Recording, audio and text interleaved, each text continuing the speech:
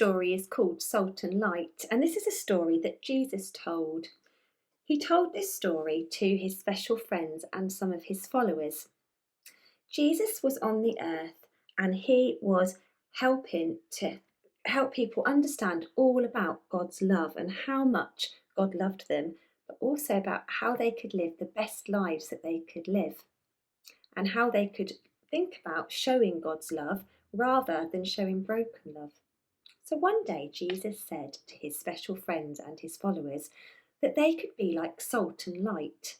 Now that's a bit strange, isn't it? How are people like salt and light? Well, this is what Jesus said. I've got some salt here, look. Jesus said that when food has got just the right amount of salt, let's pop a bit of salt on our food. When it's got just the right amount of salt in it, it becomes really nice and tasty. And people want to eat that food. They enjoy that food the most.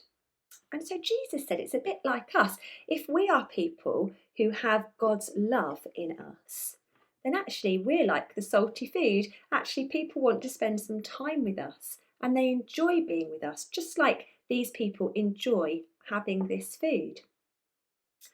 And so we can think about salt in that way when we're thinking about how much of God's love we are showing. I wonder how salty we are. And another thing that Jesus said is that we could be God's light. Now, if you put a light on in a dark room, then it will shine all around and make the room look beautiful and bright.